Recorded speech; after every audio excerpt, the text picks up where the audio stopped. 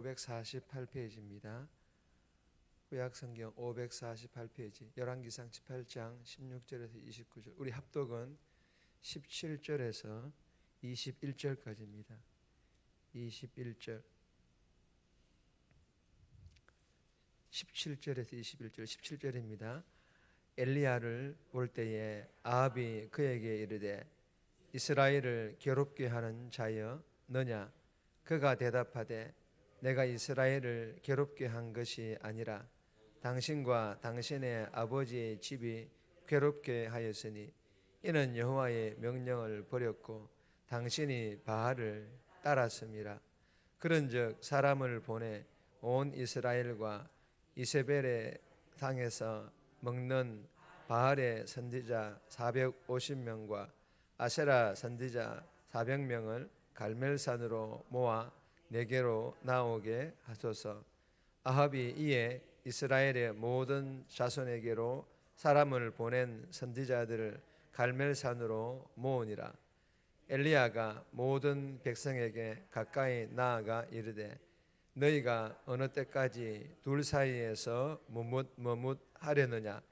여호와가 만일 하나님이면 그를 따르고 바알이 만일 하나님이면 그를 따를지니라 하니 백성이 한마디도 대답하지 아니하는지라. 아멘. 오늘 본문의 제목은 갈멜산에서의 대결, 갈멜산에서의 영적 대결이라는 제목입니다. 오늘 본문은 아합 왕에게 나타난 엘리야 선지자는 갈멜산에서 바알과 아세라 선지자와의 영적 대결을 제안을 합니다. 그리고 바알의 선지자들은 아우성을 치며 기도하지만 아무 응답도 받지 못한다라는 그런 내용의 본문입니다.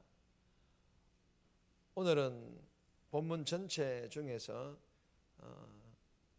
21절까지 보고 뒤에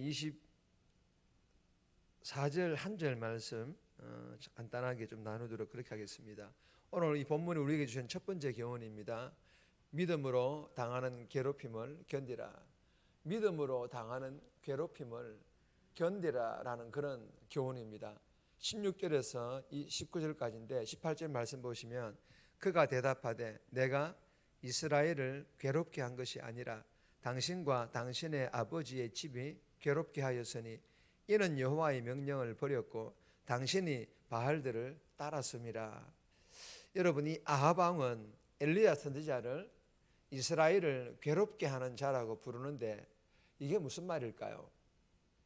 아합의 말은 이런 뜻입니다.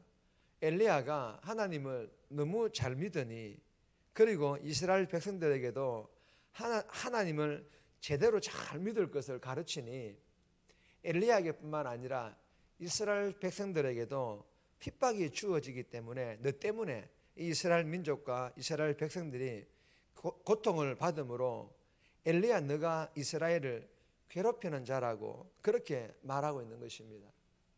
그러나 여러분, 이 말을 들은 엘리야는 어떻게 합니까? 당당하게 아니라고 말합니다. 그렇지 않다라고 말합니다. 그리고 내가 이스라엘을 괴롭힌 것이 아니라 아합 당신과 당신의 아버지가 하나님의 명령을 버리고 바알을 따랐기 때문에 이스라엘 백성들이 괴롭힘을 당하게 된 것이라고 그렇게 왕 앞에서도 당당하게 말을 하고 있습니다.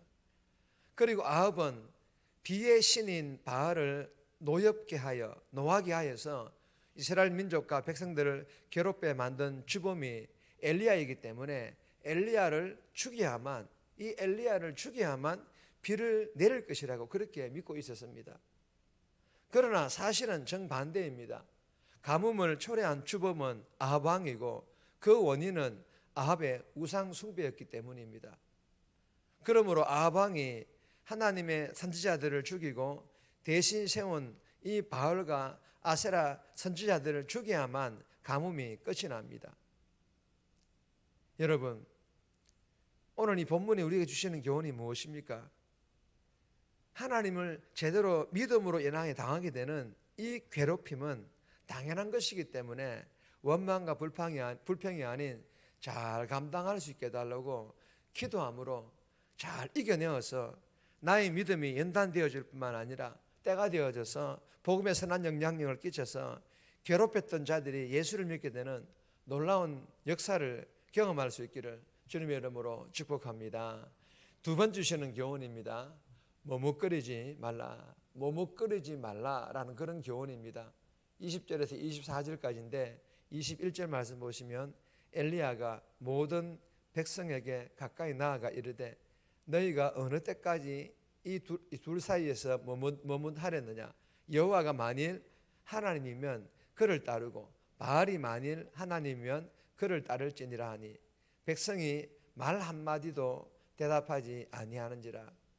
여러분 여호수아 7장 25절에 보면 아간의 범죄가 드러났을 때에 이 이스라엘 백성들은 어떻게 합니까? 한 마음으로 그 문제를 처리했습니다. 그러나 오늘 본문에서 이스라엘 백성들은 어떻게 합니까? 머뭇거리고 있습니다. 이스라엘 민족과 이스라엘 백성들을 괴롭게 한 바알과 아세라 선지자들이 한 곳에 모여 있는데도 이스라엘 백성들은 이 바알과 아세라 그리고 하나님 사이에서 머뭇거리고 있는 것입니다. 여러분, 이 이스라엘 백성들이 바알과 아세라 선지자들과 그리고 엘리야 선지자 사이에서 머뭇거리고 있다는 이 표현은요, 이스라엘 백성들이 온전한 믿음, 하나님을 제대로 믿는 믿음의 상태가 아니라는 그런 뜻입니다. 즉 이스라엘 백성들이 바알과 아세라라는 우상들에 동화되어 있기는 한데 그렇다고 완전히 다 동화된 것은 아닌 그런 상태. 그러다 보니 어떻게 합니까? 서로 눈치 보고 있는 거예요. 그러다가 엘리야 선지자가 대결 방식, 이 영적 대결 방식을 제안을 합니다. 그 대결은 영적 전쟁으로 비와 번개의 신인 바알과 아세라가 유리해 보이는 이러한 대결 방식이 정해지자 그때서야 이 머뭇거리던 이스라엘 백성들이 침묵하던 이스라엘 백성들이 큰 소리로 뭐라 말합니까? 옳도다라고 그렇게 대답을 합니다. 여러분 무엇을 보여줍니까? 이 이스라엘 백성들은 이미 하나님을 향한 제단이 무너져 버린 그런 영적인 상태라는 것을 보여주고 있습니다. 사랑하는 여러분, 오늘 이 본문이 우리에게 주시는 교훈이 무엇입니까? 이 본문의 이스라엘 백성들과 같이 보기에는 우상과 하나님 사이에서 머뭇거린다. 즉 양다리를 걸친다. 하나님과 바알, 즉 하나님과 세상, 하나님과 돈을 동시에 섬기는 것처럼 보이지만 사실은 그게 아닙니다. 다 허구라는 것입니다. 무슨 뜻입니까? 하나님과 바알이 아닌 바알을 섬기는 것과 같이 하나님과 세상이 아닌 세상을 섬기는 거예요. 하나님을 섬기는 게 아니고 그냥 하나님과 바알 사이에 또 세상과 하나님 사이에 머뭇거리는 것이 아니고 그의 삶을 보면 바알을 섬기는 거라는 거예요. 하나님을 섬기는 것이 아니고 그리고 하나님이 아닌 돈을 섬긴다라는 것입니다.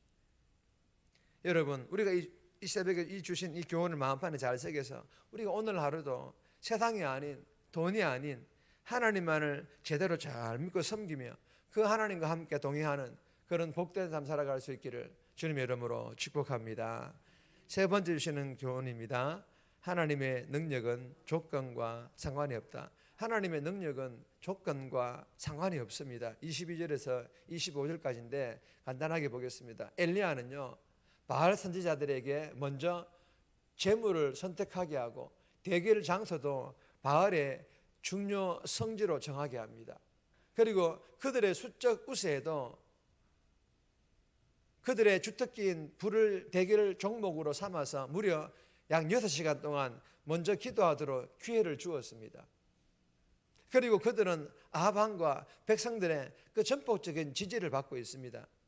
그릿 시내가에서 사레밧으로 옮겼을 때처럼 엘리야에게 압도적으로 불리한 그런 조건이 조성되었지만 그럼에도 사르밧 과부가 보았던 살아계신 하나님의 능력을 이제 이 모든 백성들과 그리고 아세라 선지자, 바알 선지자 850명은 그들은 그 현장 앞에서 살아계신 하나님, 그 능력의 하나님을 보게 될 것이라는 그러한 교훈입니다. 뭘 의미합니까? 하나님의 능력은요 어떤 조건과 어떤 어려운 상황에서도 상관없이 하나님의 능력은 임하신다라는 그런 교훈입니다.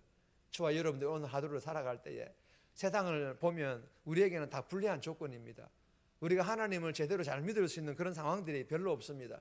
그럼에도 불구하고 우리는 그런 상황과 그런 조건과 상관없이 하나님을 제대로 잘 믿을 때에 우리의 삶을 통해 하나님의 능력이 역사하시는 것을 저와 여러분들이 경험할 수 있기를 주님의 이름으로 축복합니다.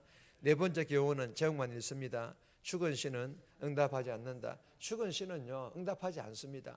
26절에서 29절까지인데 개인적으로 꼭 묵상하시길 바랍니다. 정리합니다.